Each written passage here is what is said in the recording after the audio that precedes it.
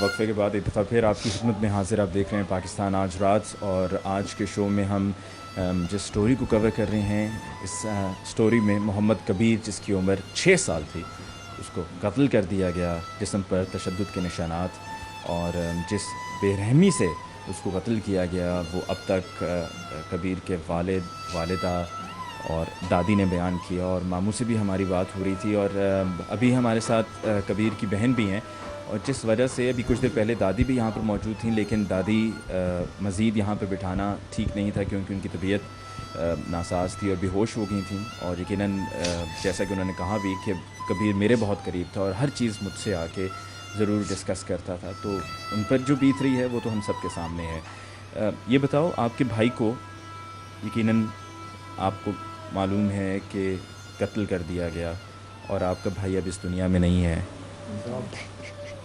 بتاؤ.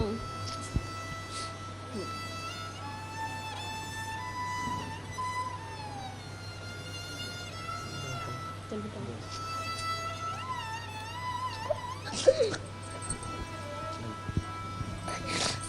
اب بات کر سکو گے؟ کرو. بتاؤ.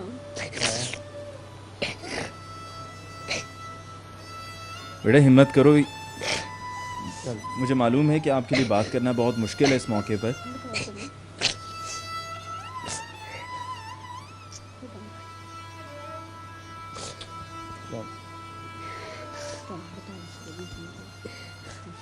سلیم صاحب, آپ کے باقی بچے بھی, آپ کی بیٹی اور آپ کا دوسرا بیٹا, یہ بھی اسی اسکول میں جاتے ہیں جہاں پہ کبیر جاتے تھے؟ نہیں, یہ بڑی بیٹی جاتی ہے اور بیٹا میرا اسکول نہیں جاتا. اس نے تو آپ کی اسکول بیٹی اسی اسکول میں جاتی ہے؟ اس سے تھوڑا سا آگے ہے. تھوڑا سا آگے ہے. ہاں جی. تو اس دن کے بعد سے تو یقیناً اسکول بھی نہیں گئی ہوگی. نہیں, اسکول نہیں گئی. پیپر ہو رہے ہیں آپ کے آج کل؟ ہاں جی, ختم ہو گئے. ختم ہو گئے ہیں. بات کر سکو گے آپ کہ اب بتاؤ, یہ بتاؤ کیا ہوا, آپ کو کچھ معلوم ہے کیا ہوا؟ یہ کہ کبیر کو قتل ہو گیا اور کبیر کو انہوں نے مار دیا, اور کسی آدمی نے پکڑ کے اسے قتل کر دیا, اور ساتھ میں کسی نے اسے مار کے اور ریت میں دبا کے, تو اس کی حالت بہت خراب ہے, اور اس کے جسم میں بازو میں اس کے چاقو کے نشان ہے, اور ناک بھی دبایا ہوا, گلا بھی گھٹا ہوا تھا, اور جسم میں ناخن کے نشان ہے. ٹھیک ہے, یہ بتائیں کہ آپ بچوں کو اب اس پورے آپ کا جو دوسرا بیٹا ہے, آپ کی بیٹی ہے, یقیناً ان کے ذہن پہ تو یہ بات, اب ان کے ذہن میں یہ بات بیٹھ چکی ہے, کس طریقے سے اب آگے زندگی بھی انہوں نے گزارنی ہے کہ کسی نہ کسی طریقے سے یہ سنبھل پائیں, کیونکہ یہ تلخ یادیں لے کر جب یہ آگے جائیں گے زندگی میں تو یقیناً ان کے لیے بہت مشکل ہوگا. گھر میں بات ہوئی ہے, سب بچوں کو اب پتہ, ہمارے چھوٹے سے چھوٹے بچوں کو بھی پتہ, میرے دیور کا ہے, میرے جیٹھ کی بیٹی ہے, وہ سب وکی اتنا روتے ہیں سب بچے اسے یاد کر کے, وہ سب بچوں کے ساتھ کھیلتا تھا. تو اب اس کو یاد 5-7 دن ہو گئے ہیں کہ اسے نظر نہیں آ رہا, تو سب روتے ہیں وکی کدھر گیا, وکی کدھر گیا. میرا چھوٹا بیٹا ہے, وہ جب کام سے آتا ہے نا تو وہ بھی اتنا آ کے روتا ہے. اور دادی کی جو حالت ہے ابھی یہاں پہ بیٹھے بیٹھے وہ بے ہوش ہو گئیں, تو ان کو کسی آپ نے ڈاکٹر کو دکھایا ہے کس طرح سے وہ سنبھلیں گی, پہلے بھی کیونکہ ان کی تو دکھایا. کافی عمر اپنی بھی ہے اور ان کا تو خاص خیال رکھنا ہوگا. پہلے بھی ان کی دوائی لے کے آئے تھے, اسی طرح وہ کمزوری ہے نا, تو وہ روتی روتی بے ہوش ہوتے تھے. جی جبار, مجھے بتائیں کہ اب یہاں پر میں نے جو دادی کی حالت دیکھی ہے کبیر کی, وہ تو ناقابل بیان ہے اور دیکھی نہیں جاتی ہے, تو اس پورے مرحلے میں سے فیملی کیا آپ کی نظر میں نکل پائے گی, یا صرف تبھی نکل پائے گی کہ اگر جو یہ سب کرنے والے ہیں ان کو سزا ہو, ان کو گرفتار کیا جائے, اور ان کو جیسے کہ بھی آپ کی بہن نے بھی کہا کہ سر عام پھانسی دی جائے؟ اس میں یہ ہے کہ اس فیملی کا چھوٹا چھوٹا بچہ جو ہے وہ بھی اسی تکلیف کا شکار ہے جس کا یہ فیملی ہے. میں یہ نہیں کہوں گا کہ میں شاید کم تکلیف محسوس کر رہا ہوں, یہ کیا ہے, ہم لوگ نفسیاتی 5-6 دن سے مریض بن چکے ہیں. ہم لوگ آنکھیں بند کرتے ہیں, ہمیں بچہ نظر آتا ہے. اپنے طور پہ بھی ہم جس حد تک کوئی کوشش کر رہے ہیں کہ اس کا پتہ چل سکے, لیکن آج تک آپ کو پہلے بتایا کہ 0 پوائنٹ پہ کھڑے ہوئے ہیں. جس جگہ یہ واقعہ ہوا واقعہ ہونے کے بعد اس کو وہاں پہ لایا گیا یا جو بھی ہے. اب اس کے بارے میں تو آج فورینسک رپورٹ آئی ہے اسلام آباد سے, جہاں سے بھی ہمیں ابھی تک کاپی نہیں اس کی ملی, لیکن بعد اس کی رپورٹ آ چکی ہے. اس سے کافی چیزیں کلیئر ہو جائیں گی, فنگر پرنٹس وغیرہ اور اس کے ڈی این اے ٹیسٹ وغیرہ جو بھی ہے. لیکن جس جگہ بھی سارا وقوع ہوا, اس وقوع کے وقت وہاں پہ تقریباً 35 سے 40 آدمی گیدر تھے.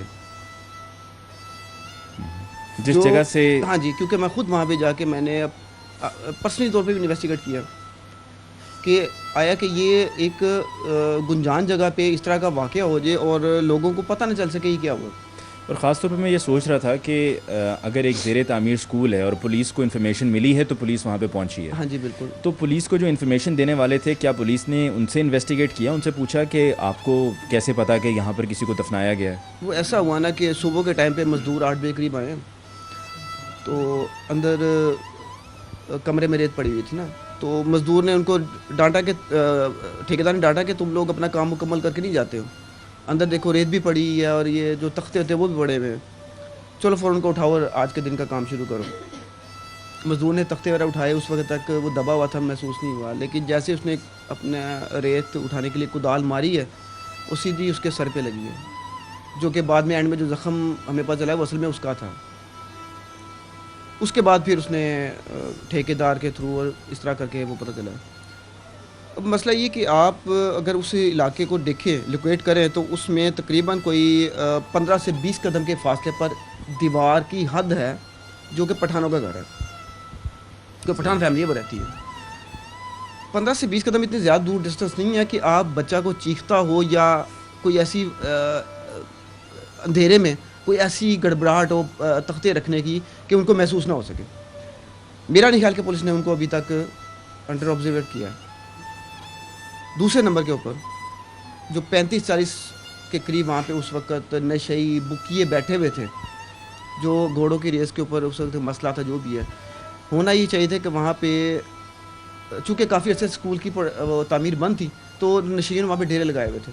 میں وہاں پہ گیا ہوں تو یقین مانیے گا وہاں پہ میں نام نہیں لوں گا یا مجھے بلکہ ان کے نام بھی نہیں پتہ ہے کہ بہت سے افراد نے ہم سے شکوہ کیا کہ یار اس جگہ پہ جو ہمارے سرپرست ہیں وہ کوئی چیز کی وہ کیئر نہیں کر رہے, اور یہاں پہ نشیوں کے ڈیرے ہیں. آج آپ کا بچہ اگر گیا تو کل کو ہمارا بچہ بھی جا سکتا ہے.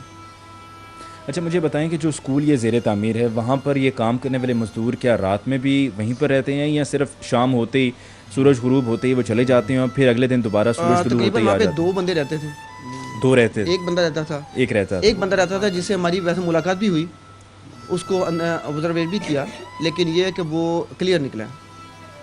اس کا یہ کہنا ہے کہ میں سو گیا تھا, مجھے پتہ نہیں ہے. اور بچے کی چیخ کی آواز بھی آئی ہے نا, بچوں کی چیخ کی آواز آئی ہے تو وہی سمجھا کہ شاید سامنے پٹھانوں کا گھر ہے, اس کی وجہ سے اس نے کہتا ہے میں نے اوپر سے جھانکا پھر پیچھے ہو کے لیٹ گیا. اصل میں وہ جو مزدور تھا. اچھا لیکن وہاں پہ چوکیدار نہیں تھا کوئی, اس کو آپ چوکیدار سمجھ لیں, مزدور سمجھ لیں. ٹھیک ہے, وہ دونوں چوکیدار الگ سے بلکہ ساتھ میں آپ چاچو ہیں کبیر کے, بتائیں کہ کیا چوکیدار بھی ہے وہاں پر؟ جی سر, جی جس بلڈنگ میں جہاں جس زیر تعمیر اسکول میں اس کو دفن کر دیا گیا تھا چوکیدار بھی تھا, لیکن اس وقت رات کو 1 بجے کے بعد وہ غائب ہو گیا وہاں سے. اچھا 1 بجے کے بعد وہاں سے 1 بجے کے بعد وہ وہ غائب ہو گیا, اور 2 روز تک تو وہ ملا ہی نہیں. یعنی کہ وہ غائب ایسا ہوا کہ 2 دن تک وہ نہیں ہمیں ملا.